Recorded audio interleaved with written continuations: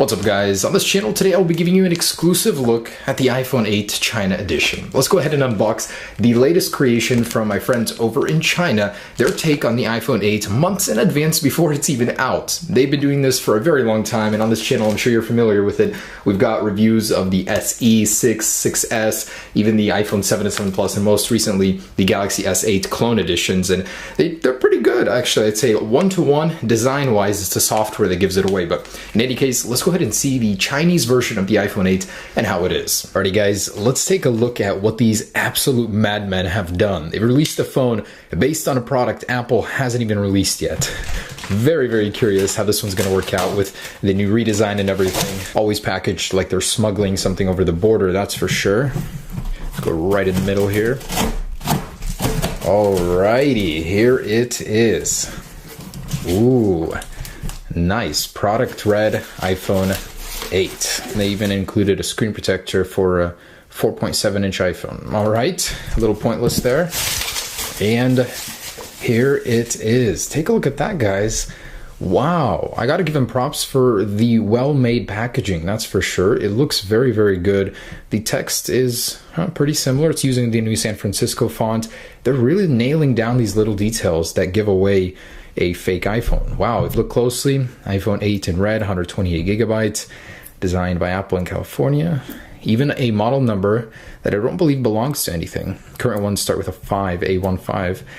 And oh man, this is where the details start faltering. Look at that. It's sideways a little bit. Apple would never do that, and it's cut off. But iPhone 8, AirPods with remote and mic, lightning to USB cable. Cool.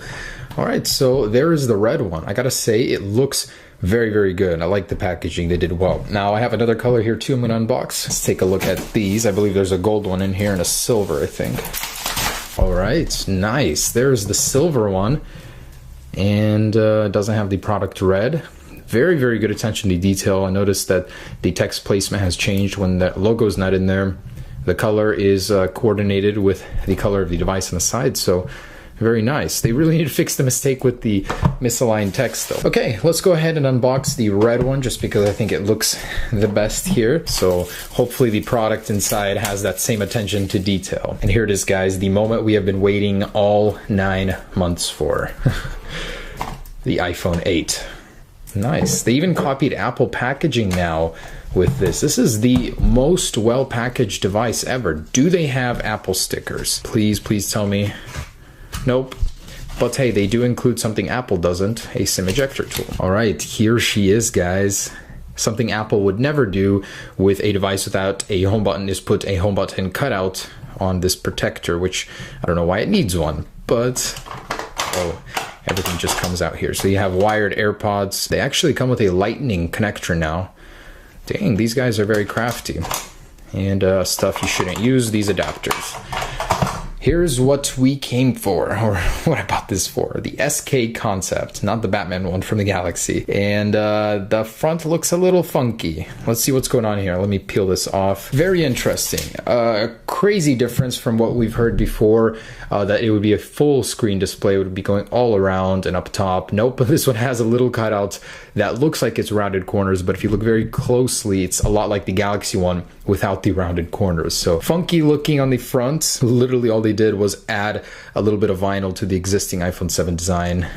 The red color is a little weird. It's like glossy. It's definitely a different shade of red. It doesn't have the matte effect going on, and it's a little more pinkish, orangish. Very interesting. The text on the back doesn't include the product red logo for whatever reason, and as you can see, it's reflective in silver, just like the Apple logo. So little tiny details here that are different than the real thing. Camera lens, probably a dud in there, but pretty tiny, especially compared to the one-to-one specs. It's a little bit elongated, different looking, but they tried, I guess. Power button here and some sort of plastic around it. It's not as elongated as it should be. It's even smaller than the stock iPhone power button, which is interesting. So little tiny design differences here. Not even one-to-one with the real thing size-wise. It's tinier. Front too. So let's go ahead and power it on and see what's lurking underneath the surface of this phone. Which bastardized version of iOS? They got the splash screen right, but immediately it's apparent that the display just isn't there. So if you're trying to spoof somebody and sell this to them under the guise of an iPhone 8, it's not gonna work. I mean, it's immediately apparent. And it is incredibly thin though for what it is. It's even thinner, I believe, than the official model. Yeah. Wow, so they got that right. All right, and here it is. Press home to open.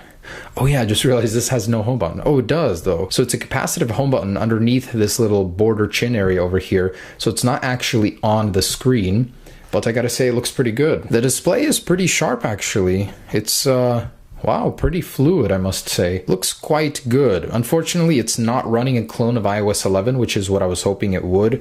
No sort of shortcuts here. Basically, whoa, what's going on there? Some sort of glitch. It's got assistive touch on. Let's go ahead and see what this thing is running. Pretty close. The font's a little bit off.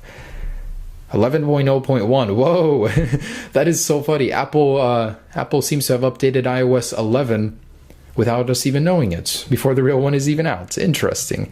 32 gigabytes, available 28 even. Cool. So pretty close here. It's got all the telltale signs, but I'm disappointed they didn't go and change all of the little things in iOS 11. They just made it seem like iOS 11. So there's Spotlight, nothing really going on here. Edit, pretty close interface. So let's check out Spotlight. Notifications, a little bit interesting. Control Center. What do we have for Control Center? Is there no Control Center? You're kidding me. Oh, okay, there it is. So iOS 11 Night Shift. This is the iOS 10 one, but you do have the 2 pages. Very, very good. Let's see if there's a sort of 3D touch control here. Oh, there is. So if you hold on an icon, you get the 3D touch interface. I don't think it works in the Control Center. Anyways, I'm not able to get it to work. That's weird. This doesn't actually change the brightness until you let go, so you don't really know where it's going until you let go. So little flaw there for you guys. It's got the old icons, which is a little bit weird to see. I've gotten so used to the iOS 11 ones. Safari is Chrome, of course. There's obviously no fingerprint sensor anywhere, not on the back, not on the front. But for something so cheap, this is not bad. It's not as slow and laggy as any other clones I've personally used. Let's go ahead and download Geekbench and Antutu and see what this thing is running. Listen to this, they put the old lock sound in the new iPhone 8. That hasn't been around forever, and there it is. Alrighty, so we got a score of 22,735, almost to 1/4 the score of an official iPhone 7. Ooh, I like how they put iPhone 8 in there, running Android 6.0. Nice. Holy crap, this thing runs hot. Just wanna see. Whoa, 104 degrees, 105. Oh my goodness, this thing is really, really hot. The Geekbench sure is pushing it to its limits here. 105 degrees in your hand. Jeez, I had no idea modern smartphones go this low. 1,184 multi-core score with a 379 single-core score. What in the world? How is this even possible to use a phone this slow? But this is the iPhone 7. So thank goodness finding solace in that 5,913 multi-core score. Amazing. Anyways, guys, that is ridiculously slow. So performance-wise, the UI is pretty responsive. I'd have to say, like, they nailed that part down. It looks good. I wish they copied the iOS 11 style, but let's go ahead and test out that vertical camera. There must be so many improvements. I mean, Apple has completely taken the camera and swapped it sideways. This must mean good things for the camera quality. Let's go ahead and test it out. They did scam you on one thing, though. You can't actually change the video quality or any of those. It's just a placeholder. So 1080p 30 frames per second it is, I guess. Guys, I'm truly sure you're not ready for vertical lens camera video, so try not to be too shaken right now. But this is the next generation of video on its side. So 1080p, let's get a little stability test in here. Looks pretty decent, I must say, on this display, that is, because it's so low resolution. I'm a little scared to see it on the computer. Lots of greenery. Day after July 4th. Thank goodness nothing caught fire. So, oh guys, careful. Get a little bit of low light in here. Some guy, oh damn, right on the camera. I guess it looks like a worm to them or something. It's a little bit longer now. The close-up focus is pretty bad. Like, it takes forever to focus. It looks pretty shaky to me. I think it is better quality than the iPhone 7 clone video. I mean, that one was just awful. Alright, so let's try this camera out.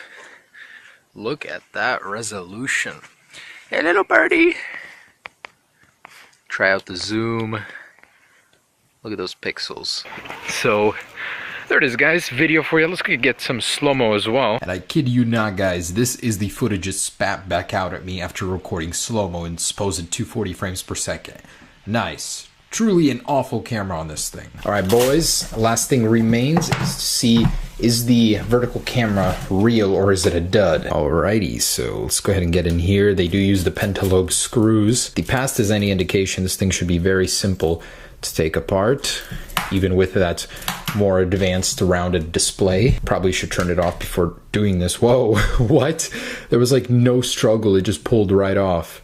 Okay, so you've got a ribbon cable separating the display. I'm gonna go ahead and unplug it, but that's crazy how simple that was to take apart. Unplug, and what do we got? So, pretty slim battery in here. I'd be surprised if that was more than 2,000 milliamps, probably about 1,500 or so.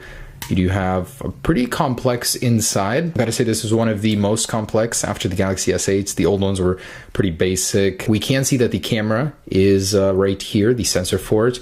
That means the one on the bottom is absolutely a dud. And the very interesting thing is the flash seems to be a 4 LED flash. So they actually copied that. There are 4 little mini LEDs in there. It's quite bright when I turned it on. We can see here the SIM card, and this looks to be an SD card expansion here. So, pretty nice. Let's go ahead and test the speaker. I'm actually curious to see how that sounds, but it looks good. Actually, machined aluminum here, as you can see in the back. So this is for sure plastic, just a little plastic layer there. All right. Oh, man. That is pretty bad. That's terrible. It peaks. The music player, though, looks pretty similar to iOS's, so that's bad. Check out Siri on this thing. It's a really crappy version called Evi. I'm sure it's from the Play Store too. Terrible, terrible. I also wanted to share with you the wallpapers included with this. Surprisingly, they actually added a ton in here that Apple doesn't even have, so kind of strange to see a clone do something better than Apple does currently. Apple's choice of wallpapers are frankly disappointing. This doesn't have the back swipe either, which is a little infuriating. Design-wise, not awful. Very slim, good use of space on this thing. I like that they tried. Software could definitely use a big workover. If they picked up the specs a little bit, made it a little bit faster, I think it would have been better. But overall, not bad. A quick look at the iPhone 8 China edition before it has even been released. So just wanted to say, don't buy this thing unless you really want to burn through $100 or so. You can find them all over the internet already, as they are for sale now. Just thought it was an interesting thing before the actual release. Of course, the real one, guys, is going to be so much better. It's going to have a much more legit looking camera that will actually function, a glass back, wireless charging, very nice power button, possibly Touch ID in there, a huge full screen display, the little sensor area up there. And it's going to be awesome, guys. Much better than this. Don't think that this thing has anything to do with the real one. It is a clone. So thanks so much for watching, guys. Stay tuned for upcoming iPhone 8 updates. All right, peace.